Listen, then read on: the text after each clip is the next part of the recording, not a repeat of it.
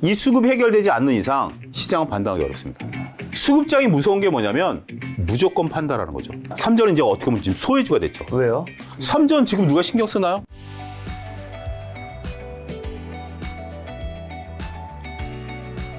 자, 시장 상황을 한번 정리하려면 FOMC부터 올라가야 될 것으로 보여집니다. 네. 우리가 이제 FOMC 9월달 FOMC에서 75bp 금리 인상을 했어요. 네. 뭐 이건 시장에서 예상했던 100%죠. 그렇죠. 일부 뭐 100bp 예상하시는 분들도 있었습니다만 그건 소수였고 서로 100bp를 한다 했더라도 시장이 이렇게 충격적이었냐라고 보기에는 그 금리 인상 가지고는 논리가 부족하죠. 저는 시장 FOMC 회의 이전에부터 말씀드렸던 게 75bp냐 100bp냐는 중요하지 않다. 이미 다 알고 있는 사실이기 때문에 문제는 자 미국이 75bp 금리 인상을 해서 지금 미국의 기준금리가 어떻게 되죠? 3.25입니다.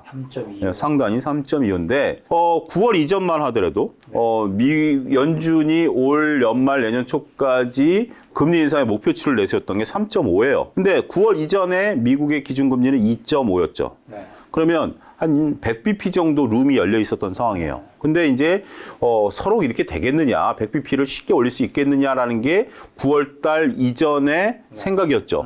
심지어 바이든 대통령도 이번에 체면을 좀 구긴 게 7월 달에 이제 금리 CPI 발표가 났을 때 사우디 날라가면서 이례적으로 야 이건 좀 허수가 많다. 이제 CPI가 이렇게 안 나올 것이다. 라고 봤는데 8월 달 CPI도 만만치가 않았죠. 만만치가 않았죠. 뭐 그거에 대한 자세한 얘기는 하진 않겠습니다. 만만치 않았죠. 그러다 보니까 이제 100bp가 나오면서 자, 여러분들 여기서 이제 잘 판단하셔야 돼요. 75bp냐 100bp냐에 꽂히시면 안 되고요. 룸이 꽉 차버렸다라는 거예요. 룸이 꽉 찼다. 미국은 내년까지 3.5를 얘기를 한 상태여서 3.25까지 금리가 올라오니까 더 이상 금리를 올릴 수 있는 여력은 몇 프로죠? 25bp밖에 안 남은 거예요. 네. 그래서 이번에 75bp냐 100bp냐 하면 저는 연준이 이례적으로 내년까지 금리 목표치를 어떻게 세울 것인가를 발언할 수밖에 없다라고 얘기를 해왔었고 방송에서 그 발언을 했죠. 자, 이번에 연준의 올해 연말까지 목표치는 4.4고요. 내년엔 4.6입니다. 자, 우리가 4라는 단어가 나온 게 쉽지 않았어요. 6월 달에 일부 매파적인 분들이 연준이 3.5를 내세웠는데 4%까지 금리 인상을 해야 된다라고 했을 때 발작을 일으켰어요. 근데 7월 달에도 여전히 그분은 4%대 금리 인상을 한다고 해서 야, 그건 너 소수 의견이고 아직 우리 여유 있어. 이번에 에너지 가격이나 식량 가격 안정을 찾을 테니까 너무 걱정하지 마. 너는 매파적인 의견을 무시를 해버렸어요. 근데 지금 9월 달 들어와서 보니까 에너지 가격이라든지 식물 가격은 다소 꺾였는데 근원 CPI가 올라갔어요. 자, 이게 무슨 얘기냐니 CPI가 있고 근원 CPI가 있어요. 그렇죠. 이 사이에는 에너지가와 곡물가가 있기 때문에 이게 꺾이면 결국 근원 CPI도 꺾일 것이고 다 꺾일 거다라고 봤는데 근원 CPI가 오히려 CPI를 밀어 올려버렸어요. 그 이유가 뭐죠? 금리가 올라가면 미국의 근원 CPI 중에 40%가 모기지론에 대한 영향력이에요. 금리가 올라가면 집값에 대한 부담은 어떻게 되죠? 커지죠. 그러면 근원 CPI가 어떻게 돼? 떨어질 수가 있나요? 올라가 버리죠. 그게 CPI를 끌어올려 버린 거예요. 근데 여기서 CPI를 꺾겠다라고 금리를 올리면 어떻게 되죠? 근원 CPI는 더 올라가죠. 악순환에 들어갈 수밖에 없는 게 가장 우려시되는 게 나타났다라는 겁니다. 그것에 대한 논쟁은 제가 여기서 이제 깊게 안 하겠습니다. 자, 이제 미국이 내년까지 금리를 4%대 중반까지 올리겠다라는 거예요. 이 룸을 100bp나 확 뒤로 밀어버렸어요. 그러다 보니까 시장이 충격을 받은 거죠. 이게 이번 9월 FOMC 충격의 본질이다. 본질인 거죠. 이게 지금 75bp 올렸는데 왜 시장이 놀래? 이게 아니고 75bp, 100bp가 중요한 게 아니라 중요한 게 아니었어요. 시장초 그게 중요한 게 아니라 목표를 3.5로 내세웠던 거. 연준이 6월달, 7월달에 75bp씩 자이언트 스텝을 밟았을 때도 연준은 3.5라는 숫자를 바꾸지 않았었어요. 그래서 제가 이 김 작가님 TV에 나와가지고 한 얘기가 있죠. 연준은 자기의 스탠스를 따박따박 걸어가고 있었을 뿐이에요. 근데 이것을 갑자기 확 넓혀버렸어요. 그러면서 파월 의장이 그런 얘기를 했죠. 기대 인플레이션을 꺾어버리겠다. 기대는 심리죠. 심리에 대한 인플레이션을 꺾어버리겠다라고 하면 자, 이게 어떤 문제냐면 내년도에 금리가 4.5%가 된다라면 올 초 대비해서 금리가 어마어마하게 올라간 거예요. 가처분 소득이 줄어든다라는 거죠. 이런 개념을 여러분 보셔야 되는 게 중요한 게 뭐냐면 전 세계적으로 노동자들의 평균 임금이 얼마냐면 대략 한 300에서 400 정도 돼요. 우리나라도 마찬가지고요. 전 세계적 평균으로 봤을 때. 그러면 300에서 400 정도 된 상태에서 미국의 렌트비가 지금 현재 9월달 금리 인상 반영 안 했을 때 전년 동기 대비 2배 가까이 올랐어요. 그러면 월급은 늘지 않았지만 내가 고정비로 들어가는 렌트비는 2배로 올랐어요. 그리고 지금 현재 전 세계적으로 에그플레이션에 따른 식료품 가격이 급등을 해버렸죠. 그러면 가처분 소득, 내 월급에서 고정으로 들어가야 되는 돈들, 우리가 전기세, 렌트비, 생활비 이런 것들은 고정비잖아요. 이거 말고 쓸 수 있는 여력은 어떻게 되죠? 급속도로 줄어들죠. 그러면 어떻게 되죠? 필요 불가비결한 소비는 줄이죠. 핸드폰 안 바꾸고요. PC 안 바꾸고요. 자동차 안 바꾸고요. 옷 안 사 입고요. 경기 돌아오는 거죠. 유럽은 더 심각해요. 유럽은 다행스럽게도 천연가스 재고가 있어서 가격은 올라가지 않지만 그쪽은 다 민영화되어 있기 때문에 올 난방비가 또 올린다잖아요. 그러면 뭐 우리가 험악하게 들리는 건 뭐 독일에서는 난방비가 뭐 1,000만 원이 나왔다라는 등, 뭐 800만 원이 나왔다라는 등, 영국도 그렇고요. 그럼 가처분 소득은 어떻게 되죠? 굶는 사람이 속출할 수도 있다라는 거죠. 그게 경기 불안에 대한 우려감들을 나타내면서 주식시장에 새로운 악재가 됐다. 저는 그렇게 말씀드릴 수 있겠습니다. 자, 그럼 미국발 금리 인상의 여파와 전망 추가적으로 더 얘기해 주신다면? 이제 이게 이제부터 새로운 어떤 뉴스다라고 보시면 돼요. 그러니까 이제 기존에 올 초부터 6월 달부터 이어왔었던 것들이 8월 달에 일단락됐고 지금은 룸을 새로 열었기 때문에 4%가 이렇게 됐다라는 거죠. 자, 이게 지금 어떤 여파냐면 미국이 금리를 올림에 따라서 지금 이제 10월 달에 우리 한국은행이 금통위가 열릴 겁니다. 지금 여러 얘기들이 좀 들리고는 있지만 한국은행이 원래 계획은 올해 2차례 금리 인상을 25bp씩 하겠다라는 게 8월까지 한국은행의 공식적인 입장이었어요. 미국이 금리를 올린다 하더라도 우리는 미국처럼 따라가지는 않겠다. 일부 이제 금리 역전 현상에 따른 자금 유출을 걱정하는 소리도 있지만 우리는 우리의 가계부채 문제라든지 물가 안정을 하기 위해서 금리를 급격히 올리지 않고 우리는 천천히 가겠다라는 게 기존의 한국은행의 입장이었어요. 근데 지금 한국은행이 50bp 금리 인상 가능성에 대해서 일부 증권가에서 보기 시작했어요. 금리를 지금 이제 우리도 기준금리가 2.5죠. 2.5인데 지금 우리나라도 기준금리가 2.5인데 만약에 10월 달에 50bp를 올리면 이제 기준금리가 3%가 됩니다. 3%가 되면 자, 미국의 2년물 국채금리는 이미 4%를 넘어섰고 10년물 국채금리도 3.75까지 지금 치솟았어요. 그러면 주식시장에서 저는 이제 주식을 말씀드리려고 나왔기 때문에 주식시장 입장에서 보면 자, 이게 2020년과 다른 양상이에요. 2020년에 동학개미운동이 불었었던 원인 중에 하나가 적금을 타서 만기 때 이자를 받으니 옛날에는 뭐라도 할 수 있었는데 이건 가족끼리 외식하고 나면 없어지는 돈이야. 남는 게 없죠. 남는 게 없는 돈이에요. 여러분들 뭐 해가지고 기껏 적금 든 게 뭐 2천만 원, 3천만 원이니까. 근데 이제 주식시장이 수익률이 좋다라고 하니 이쪽으로 들어왔죠. 근데 지금은 자, 예금을 들면 채권을 사면 수익률이 한 5% 나와요. 특히 뭐 AA 마이너급 채권을 회사채를 사면 6에서 7%도 나와요. 그러면 경기 침체가 우려되는 상태에서 주식시장이 안 좋은데 확정금리로 6에서 7%를 받으면 이거 땡큐 아니겠습니까? 땡큐죠. 여기서 한 가지 여러분들의 오해가 아니라 나름대로 채권 아시는 분들이 이제 이런 질문이 가죠. 자, 금리가 올라가면 채권 수익률 어떻게 되죠? 떨어지죠. 근데 채권 투자가 가능하겠느냐라는 거죠. 이건 트레이딩 관점의 접근이에요. 금리가 올라갈 때 채권 수익이 떨어진다는 건 트레이딩이지만 우리가 여러분들 증권사 가면 3개월, 6개월 남은 회사채들 많아요. 이걸 해서 만기까지 보유한다라는 개념이에요. 그러면 수익률을 받을 수 있는 거죠. 이게 내가 지금 채권을 매매한다라고 보면 채권 가격이 떨어지니까 아니지만 지금 3개월, 6개월, 1년 남은 확정금리 채권을 내가 지금 투자를 한다라고 보면 이거는 가능하다는 얘기죠. 그렇기 때문에 이제 대체제가 생겼어요. 그러면 주식시장에 자금이 들어올까요, 안 들어올까요?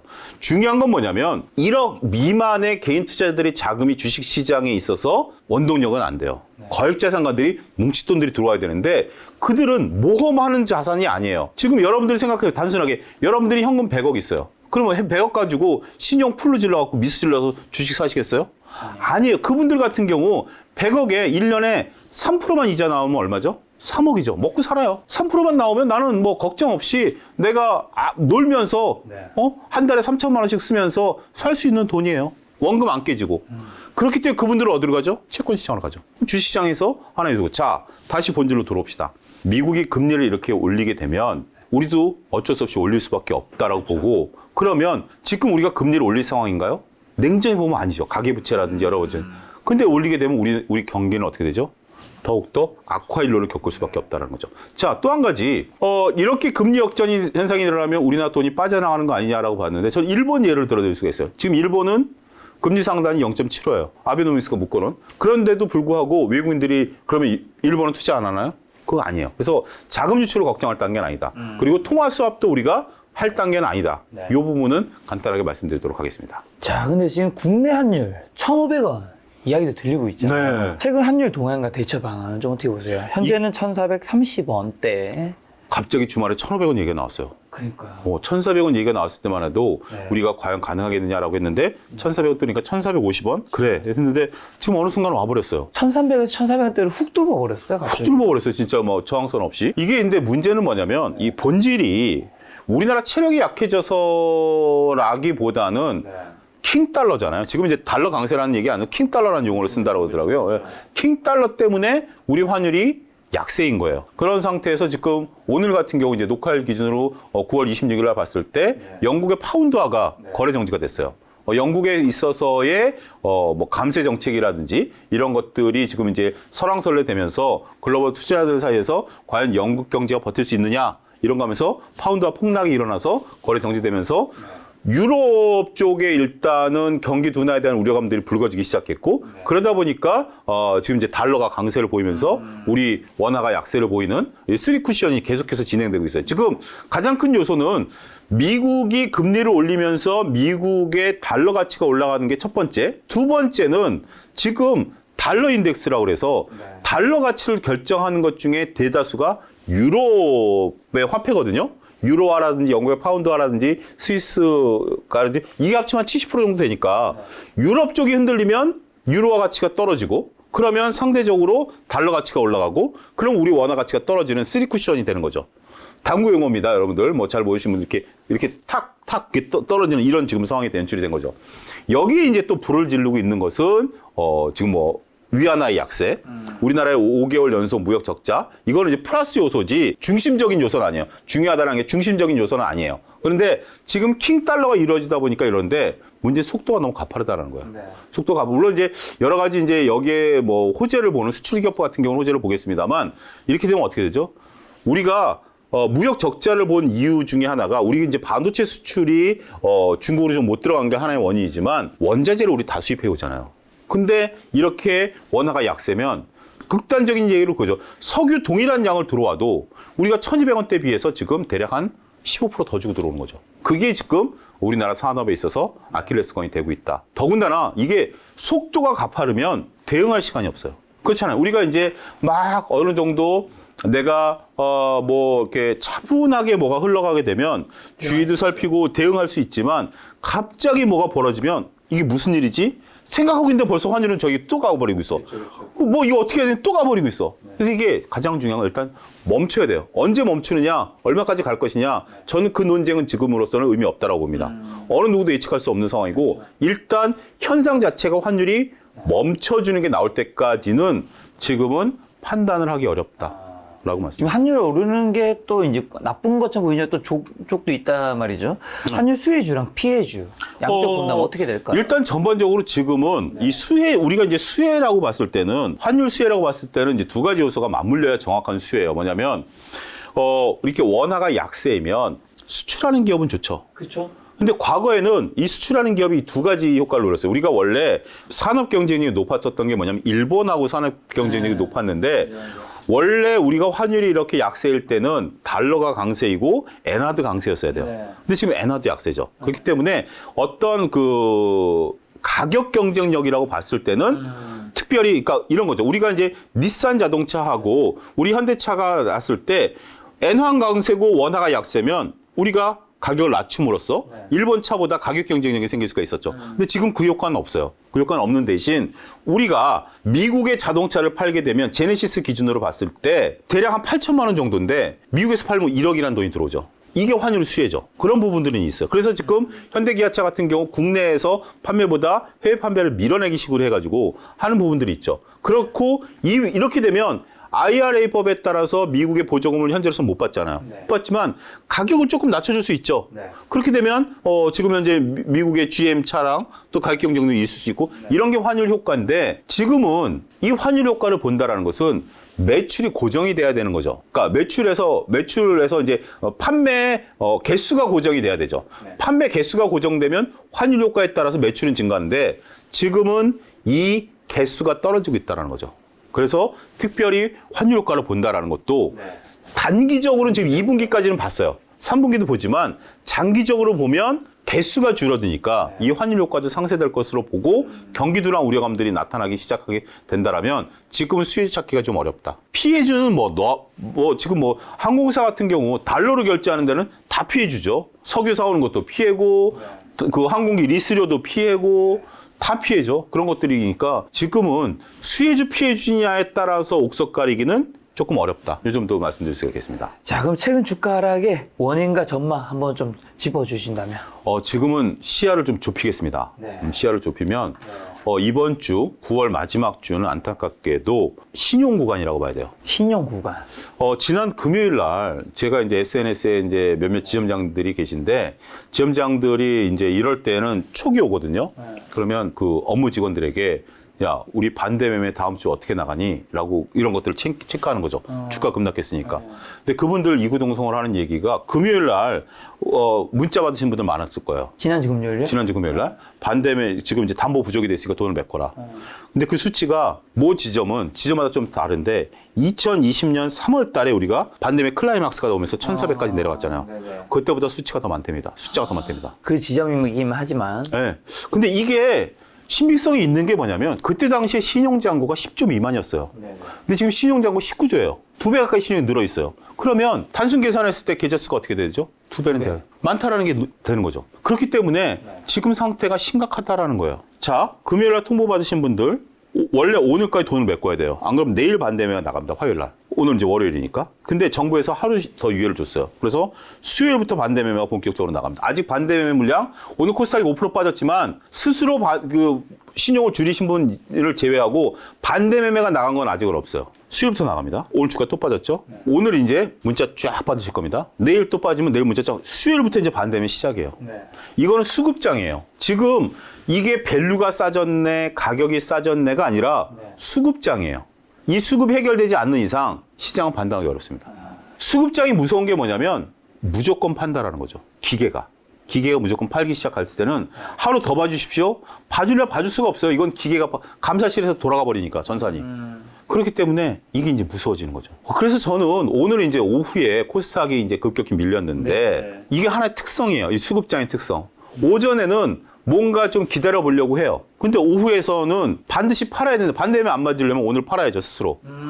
그럼 어떻게 되죠? 오후에 팔기 시작하죠. 더 밀리는 거죠. 그럼 그게 더 밀리고 밀는 게 이제 시작이 되는 거죠. 그래서 저는 전형적인 수급장의 모습이 오늘 코스닥에서 나왔다. 영국의 파운드가 밀렸다?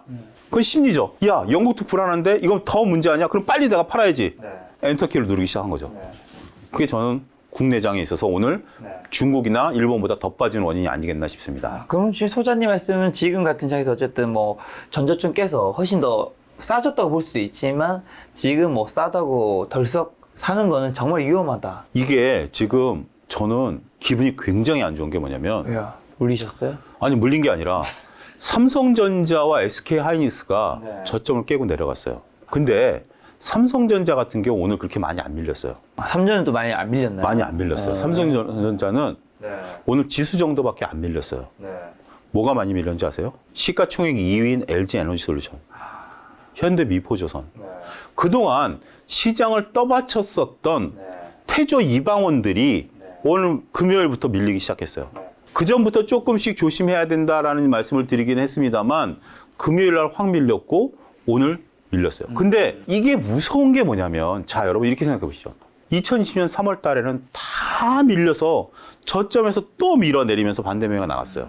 삼성전자, 카카오 바닥에서 좀 더 밀렸어요. 태조이망원은 익절이에요. 현대미포조선 같은 거 보세요. 고점 대비해서 10% 정도? 바닥권에서는 아직까지 수익권이에요.